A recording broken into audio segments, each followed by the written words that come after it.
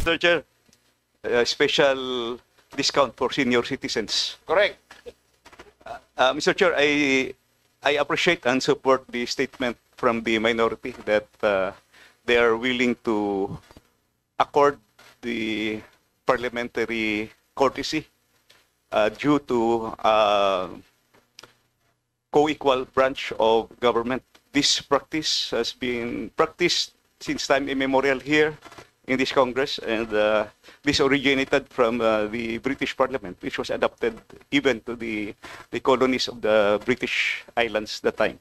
So I support and I thank the statement from the minority.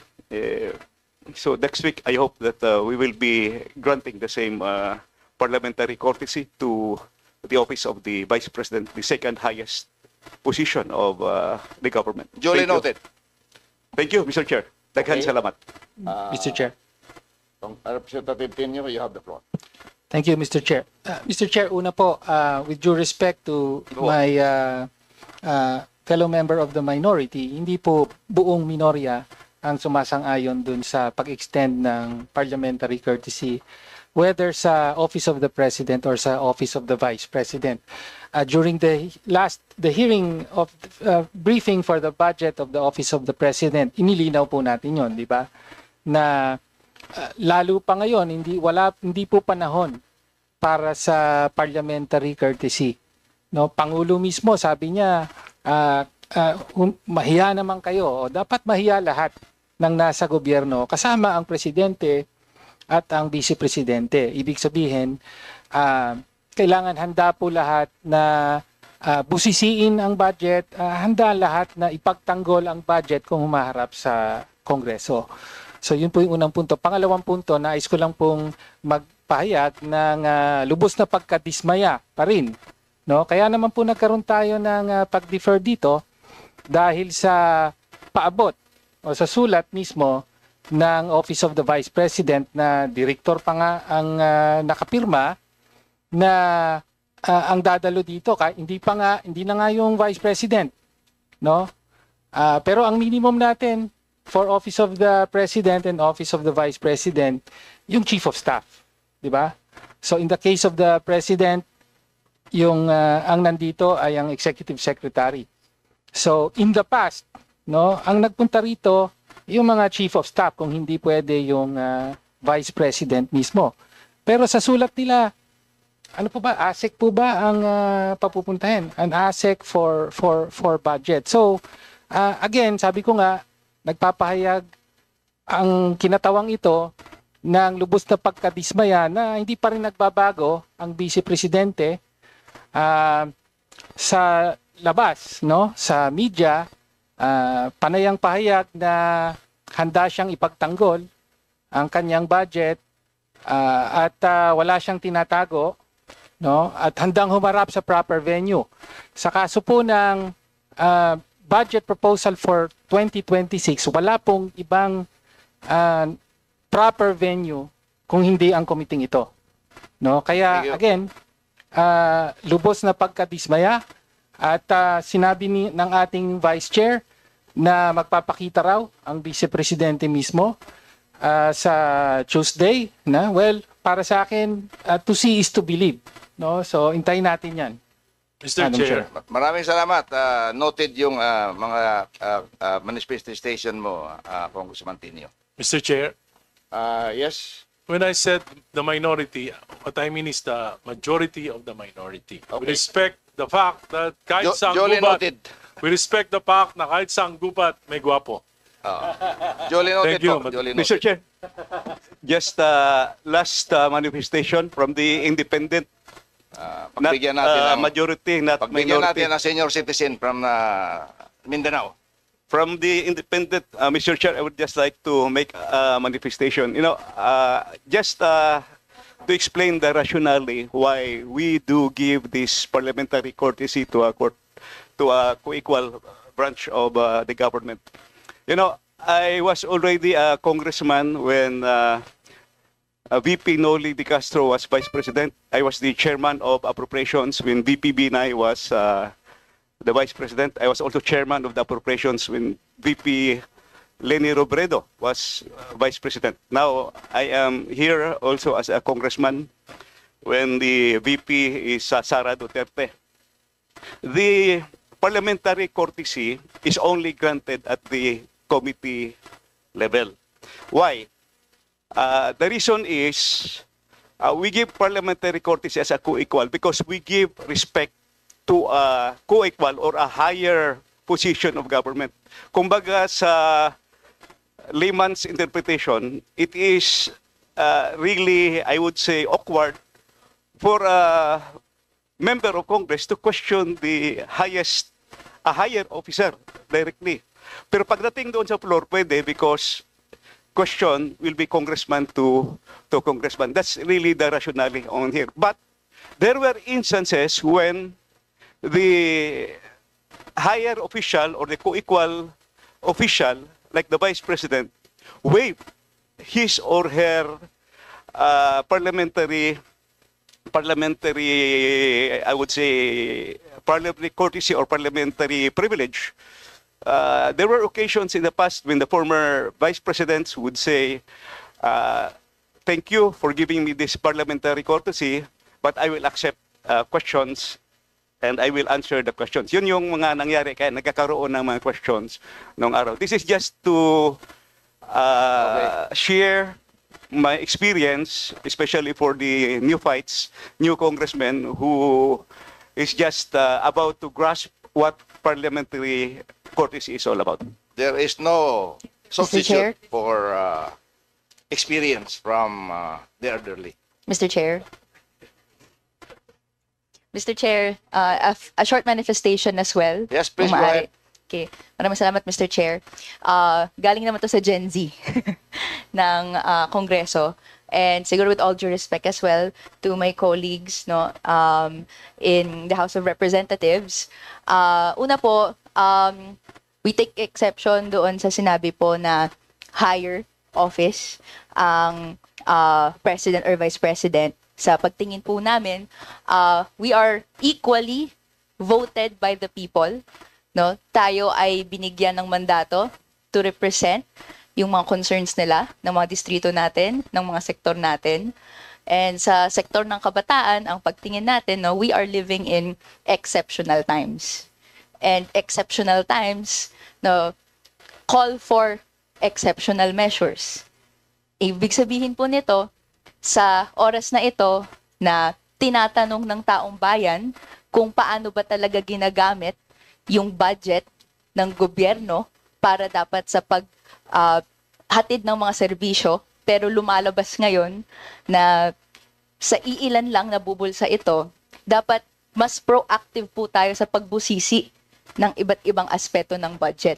Na wala pong takas sa mata ng mga representante na hinalal para gawin po ang mga trabaho na ito. Okay. So similarly po, Mr. Chair, nagpapahayag din yung representation na ito ng dismaya no, doon sa naging development nito, no? And especially right now, hanggang ngayon, years prior pa, hindi pa rin nasasagot kung saan napupunta at nasaan ang confidential and intelligence funds ni Vice President Sara Duterte. So, and other than this, nandiyan, and ito, we're hoping na for Tuesday, no, maisagot saan po ba napupunta yung pondo ng OVP. Ito po ba ginagamit pang bili ng flights across the world and hindi po natin nakikita kung saan Duly nagre-reflect noted. ito sa taong bayan. Yun lang po, Mr. Chair. I hope masagot po to the coming week, no? Pagka sumalang na po yung OVP. Okay, for the information of the new congressman, yung OBP confidential funds, alam ko po kung saan napunta. Dinala ko sa West Philippine Sea, nandun po, at pina-extend yung covered port doon at saka yung runway. So, I'm a witness to that dahil doon pinadala yun. Mr. Chair, last 600 manifestation. May I? Except for doon sa 125. So, Congressman, Well, pwede last pa- manifestation, Mr. Chair. Sinabi mo na kanina last, so let's give. Last of the last. Let's give. Wala na ba rito? Kung wala na, Pwede? last na yan ah. Yeah. Oh, sige. Sandali lang, Mr. I Chair. give you 1 minute. Yes, Mr. Chair. Okay, You know, thank you. the tradition of granting parliamentary courtesy is one of the cherished and hallowed traditions of this House, to strengthen the camaraderie, to strengthen the institution, Relationship. the coordination between the institutions, between the executive and the legislative. It does not mean that we have compromised accountability, transparency, because all questions can still be answered at the plenary. Again, as I have said, this is a long and cherished tradition which I believe should be maintained and should be continued not only by the House of Representatives but also on the other side. No? Senate also practices that. And it's not only the parliament here in the Philippines, almost all parliaments nationwide, no, worldwide, do practice. Thank you. Yung British Parliament, yung Westminster type of parliament, they do practice the parliamentary courtesy. So I think that's the last of the last. Thank you, Mr. Okay. Chair. Mr. Okay. Chair. Thank Mr. you po, Chair, thank you. Mr. Chair, Mr. Chair. last of the last na rin po. Mr. Chair. Mr. Chair, last. May I, Mr. Chair? Last of the last. Last. Mr. Chair. Okay, thank you, Mr. Chair.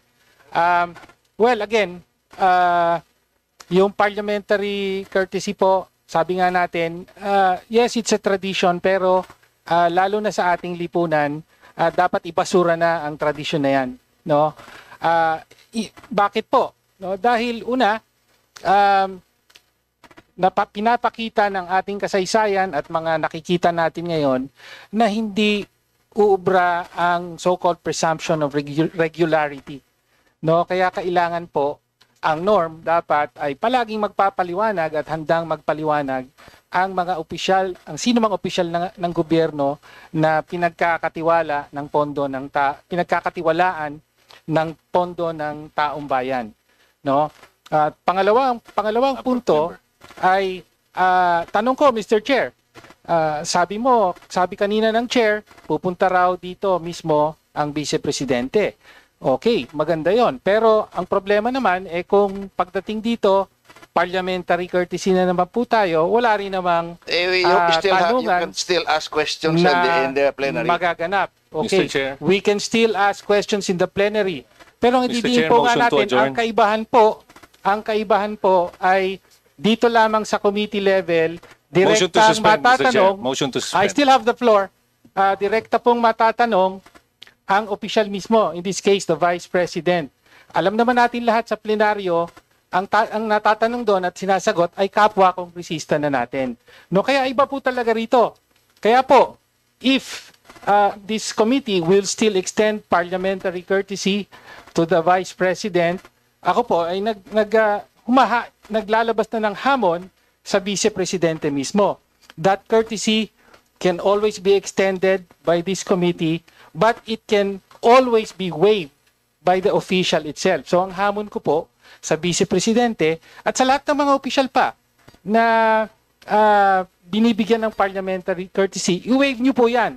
At sagutin nyo ang mga tanong. Sa kaso ng Vice Presidente, sagutin niya ang tanong, sino si Mary Grace Piatos? Ano ang nangyari sa confidential funds? At sa mga bagong tanong ngayon, no, anong ginagawa sa budget ng OVP gayong ang Vice Presidente ay laging nasa abroad, no? Yun lang po, Mr. Chair. Maraming salamat. Okay, thank you very much. Yes? Motion to adjourn, Mr. Chair. Motion to suspend.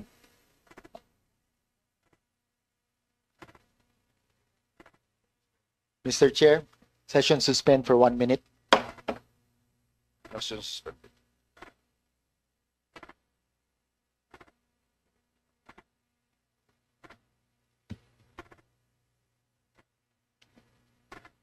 Of the record, continue. Even if we extend the courtesy, kung gusto naman niyang sagutin, hindi, wala.